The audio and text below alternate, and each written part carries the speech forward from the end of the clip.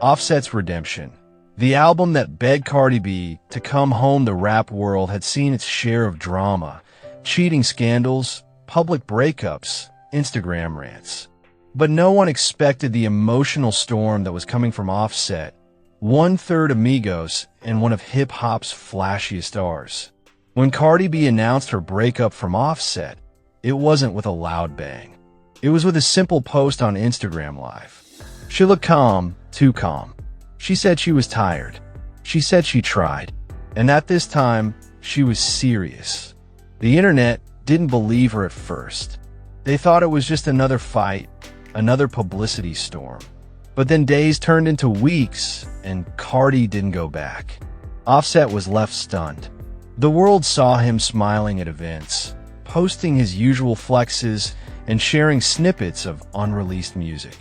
But behind the scenes, he was spiraling. Friends close to him said he stopped going out. He turned down features. He locked himself in the studio, alone. No producers, no entourage, just Offset and his thoughts. And then, something shifted. Offset knew he couldn't talk his way back into Cardi's life. He had tried. The apologies, the public stunts, the roses during her shows. Nothing worked. Cardi was different now, stronger, clearer. This time, she was protecting her peace. So he decided to go deeper. He decided to tell the truth, the full truth, and let the world hear his pain the only way he knew how, through music. That's how the album Come Back Home was born. Track 1, Echoes in the Hallway. The album opens with the creak of a door and the sound of silence. A soft piano plays, and Offset starts rapping slowly, almost whispering. Rooms still smell like your perfume, still hear your voice when I walk through. He paints a picture of their empty home. The hallways where their daughter used to run. The bedroom where late-night laughs once turned into arguments. It's not a flex, it's a funeral for their love. Track 2, Ghosted. A haunting beat follows, with Offset reflecting on how Cardi cut him off. No texts, no calls, no second chances.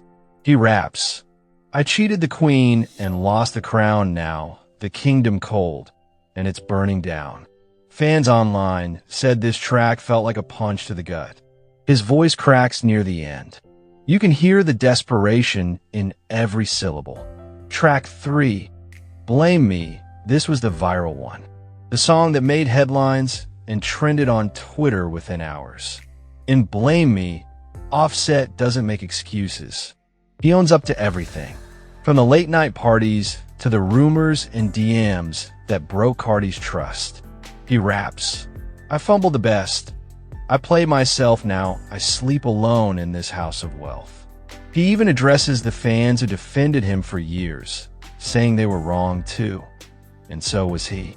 People said it was the most mature and raw they'd ever seen him. Track 4, Culture's Lullaby. Halfway through the album, everything changes. The beat slows down. A soft guitar strums in the background. Offset starts speaking, not rapping. It's a letter to their daughter, Culture. He tells her he misses waking her up in the mornings. He talks about how he regrets making their home unstable.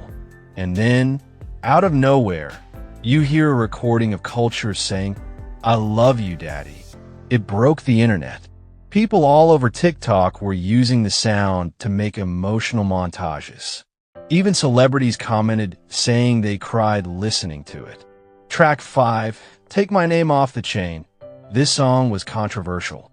Offset admits he doesn't deserve to wear the husband title anymore. He takes off his wedding chain and says, I was your king in name only, but what's a king who leave his queen lonely? The visuals he released alongside this track showed him standing alone in a giant mansion, walking through a closet full of jewelry he no longer cared about. Track 6, Come Back Home. The final track is what Offset calls the last letter. A soft beat, violins in the background, and no auto-tune. Just Offset, vulnerable, begging Cardi to give him one more chance. Not as a celebrity, not as Offset, but as Kiari Cephas, the man who fell in love with her when she was just a Bronx dreamer with big nails and a bigger heart. He doesn't make promises. He makes pleas. I'll wait a lifetime if I got to just say the word. I'll stop the world for you.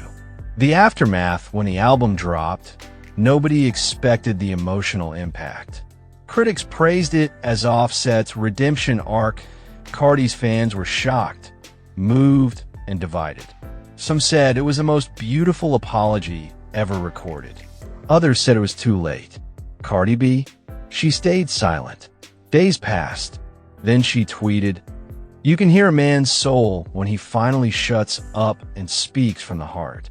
It didn't say his name, but everyone knew who she meant. Rumors swirled that Cardi showed up at one of Offset's secret listening sessions in New York. No cameras, no press, just her in the back, hoodie on, listening. And in his next show, when Offset performed Come Back Home, he paused midway through. He looked into the crowd, eyes full of tears, and whispered, "If you're listening." I meant every word. The crowd erupted. People cried. The moment trended for days. They haven't officially reunited yet, but fans say something's changed. They've spotted Cardi and Offset at the same event again. Paparazzi caught them exchanging smiles at Culture's recital. And on Offset's birthday, Cardi posted a story of their daughter handing him a card. No caption, just a heart. This wasn't just an album. It was a love letter. Offset's Come Back Home is more than music. It's a story of love lost, ego destroyed, and a man desperate to reclaim the woman who taught him what real love is. It's the kind of album that only comes once in a lifetime, when the heart is too full for pride, and all that's left is truth.